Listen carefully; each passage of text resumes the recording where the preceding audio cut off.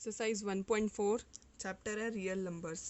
First question is, without actually performing the long division, state whether the following rational numbers will have a terminating decimal expansion or a non-terminating decimal expansion. हमें अब कैसे पता लगेगा without actually performing कि number terminating है या non terminating.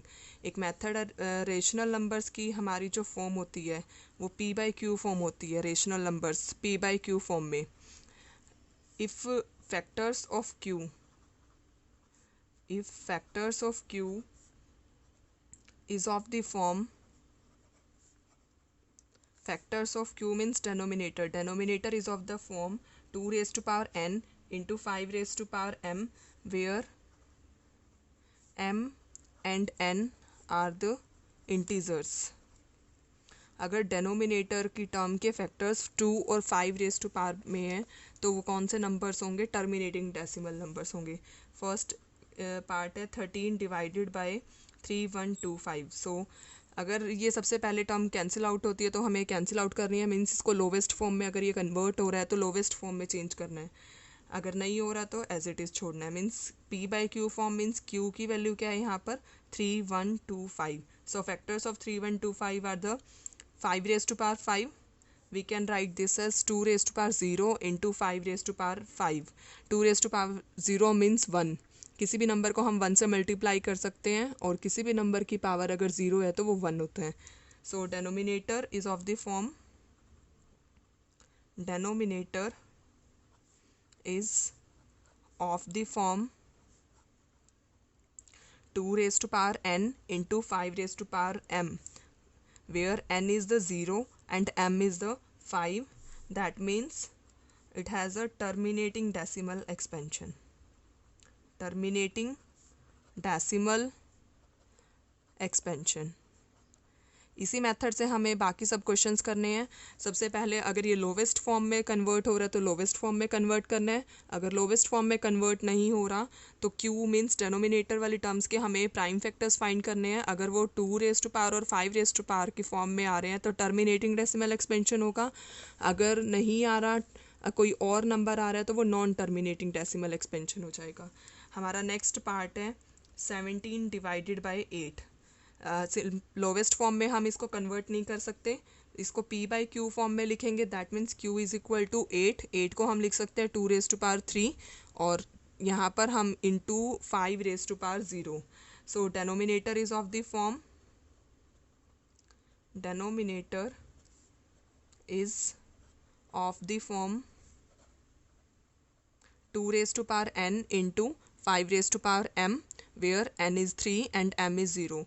That implies this has terminating decimal expansion.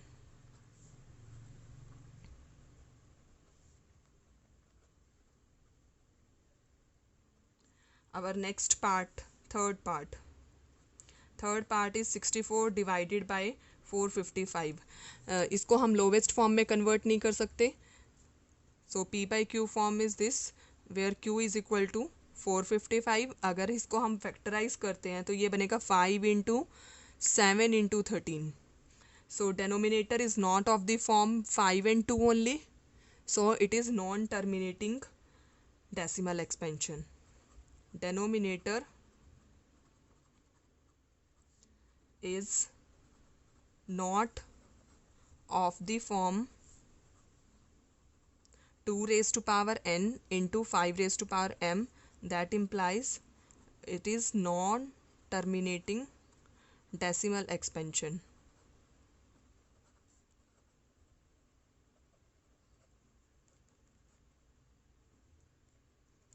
Our next part is fourth part, 15 divided by 1600.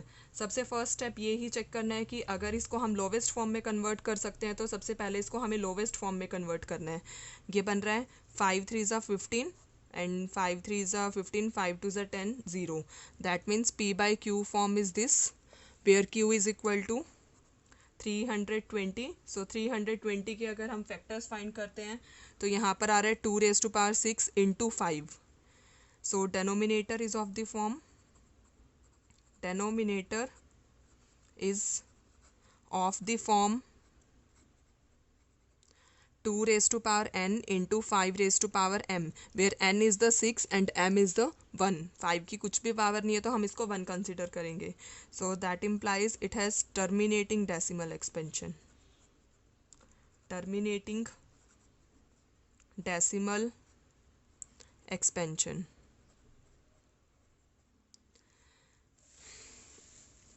Our next part is,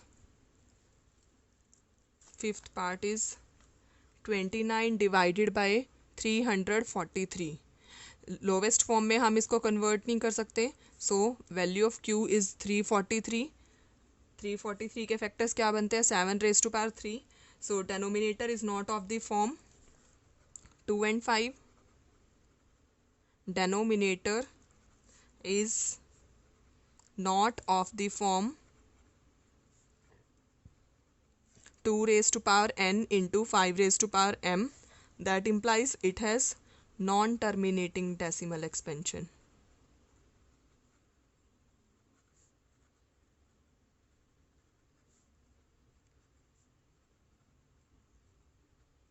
Next, sixth part is 23 divided by 2 raised to power 3 into 5 raised to power 2. इसमें पहले से ही हमें simplest form में convert करके दिया हुआ है, factorise form में. So value of Q is the 2 raised to power 3 into 5 raised to power 2. यहाँ से हमें डायरेक्टली पता लग रहा है denominator is of the form 2 raised to power n and 5 raised to power m. So it has terminating decimal expansion. Denominator is of the form 2 raised to power n into 5 raised to power m. That implies it has terminating decimal expansion.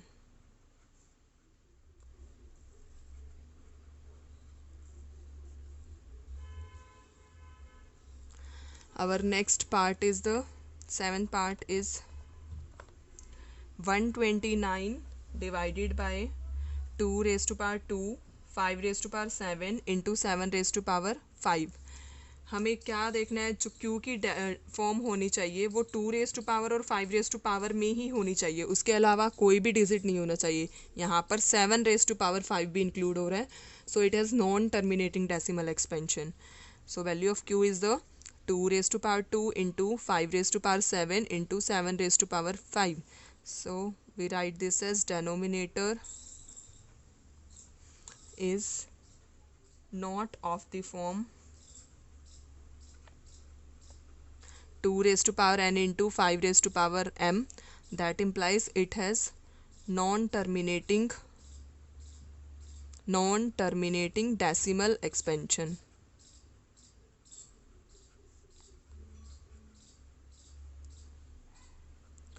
Next, eighth part is the 6 divided by 15. सबसे पहले हमें first step इसको lowest form में convert करना है. अगर इसको हम लोवेस्ट फॉर्म में कन्वर्ट नहीं करते हैं तो इससे हमें प्रॉपर आंसर नहीं मिल पाएगा. सो लोवेस्ट फॉर्म में कन्वर्ट हो रहा है 3 2 6 and 3 5 15. This is p divided by q, where the value of q is 5. We can write this as 5 into 2 raised to power 0. सो denominator is of the form denominator 2 raised to power n into 5 raised to power m. So it has terminating decimal expansion.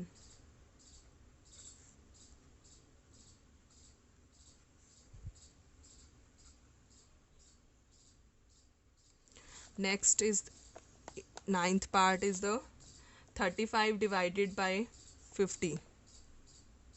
सबसे पहले हमारा first step क्या है? Lowest form में convert करना है इसको. 5 7 35 and 10 so 7 divided by factors of 10 are 2 and 5. So q is equal to 2 into 5. Denominator is of the form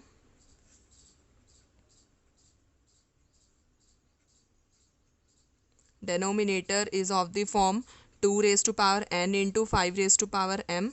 That implies it has terminating decimal expansion. Terminating decimal expansion. Next, 10th part is the 77 divided by 210. First step is convert, simplest form में convert करना है हमें से। 7 1 जा 7, 7 1 जा 7, 7 3 जा 0। Factors of denominating term is 2 into 3 into 5, means Q is equal to 2 into 3 into 5। Terminating decimal expansion की condition क्या है कि जो क्यू है वो सिर्फ 2 और 5 की फॉर्म में ही होना चाहिए, otherwise it is non terminating decimal expansion. So denominator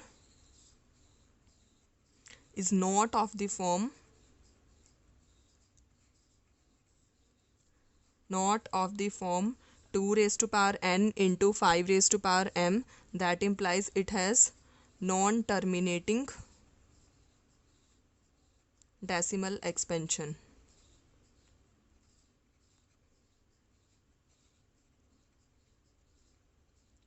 ये हमारा फर्स्ट क्वेश्चन में यही चेक करके बताना था कि किसका टर्मिनेटिंग डेसिमल एक्सपेंशन है, किसमें नॉन टर्मिनेटिंग डेसिमल एक्सपेंशन है।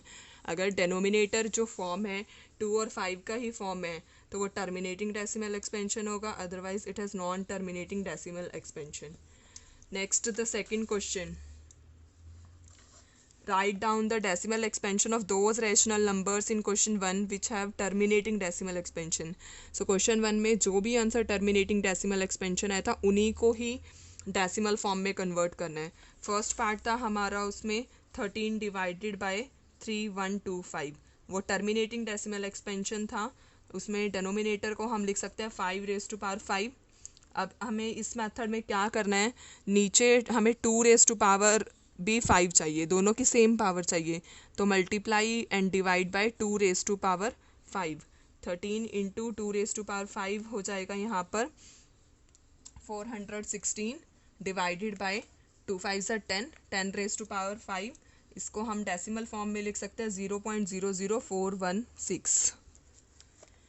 सेम पावर बनानी है हमें 2 और 5 की दोनों की। अगर यहाँ पर सिर्फ 5 है तो हमें 2 की पावर से मल्टीप्लाई डिवाइड करना है, अगर सिर्फ यहाँ पर 2 की पावर है तो 5 की पावर से मल्टीप्लाई डिवाइड करना है। आगे अभी एक दो एग्जांपल्स और करेंगे तो आपको वहाँ पर कंसेप्ट क्लियर हो जाएगा।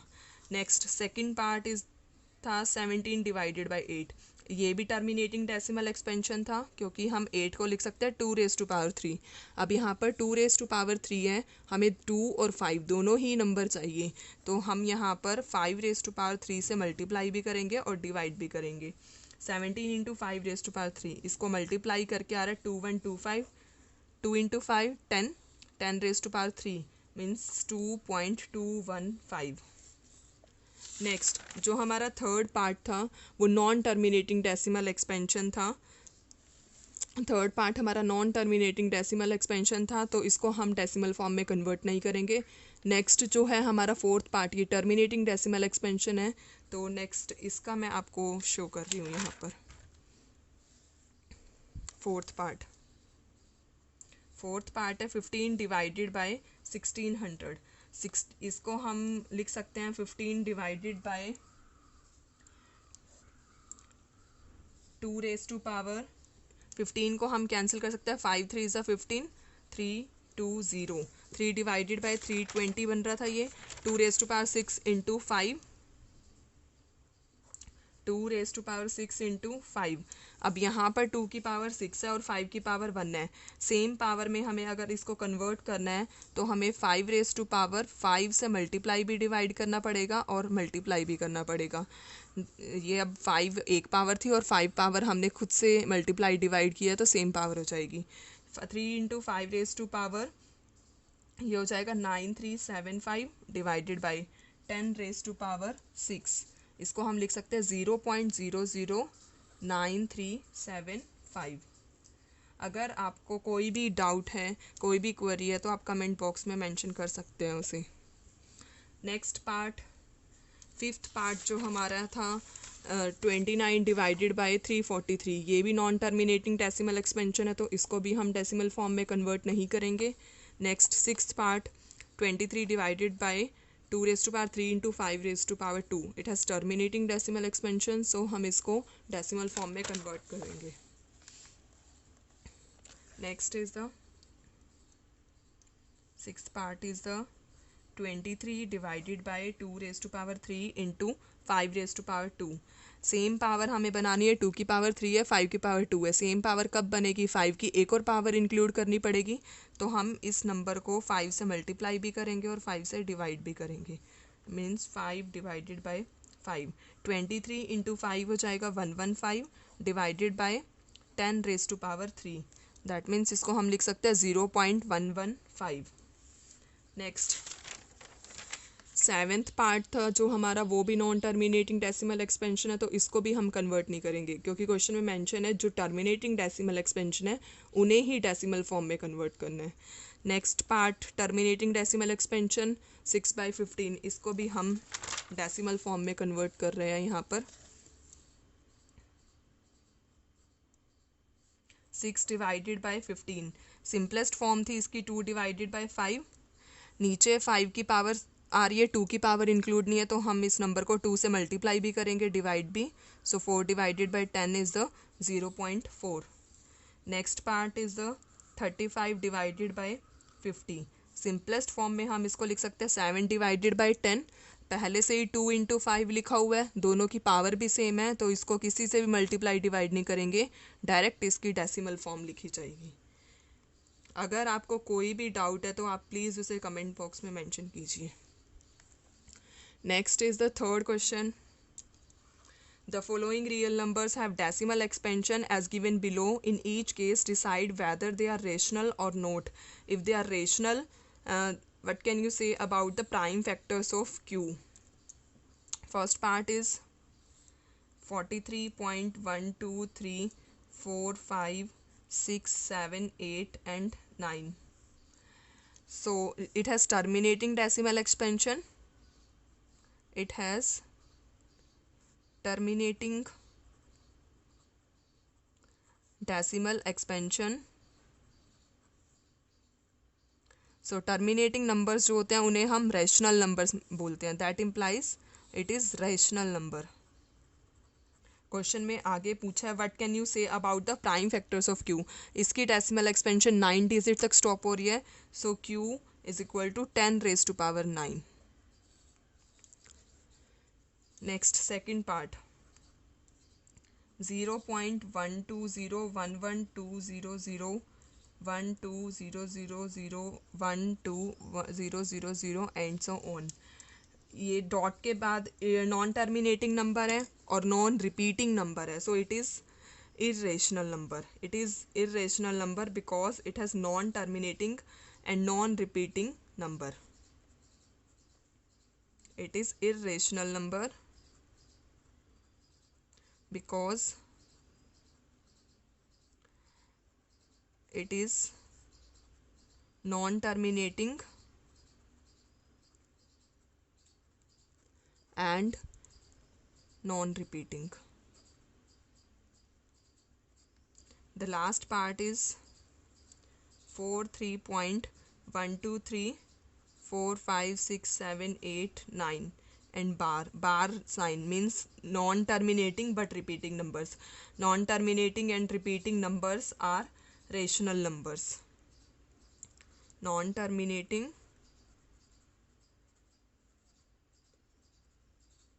but repeating, मैंने आपको फर्स्ट लेक्चर में बताया था इंट्रोडक्शन पार्ट में कि जो non terminating and repeating numbers होते हैं वो रेशनल नंबर्स होते हैं।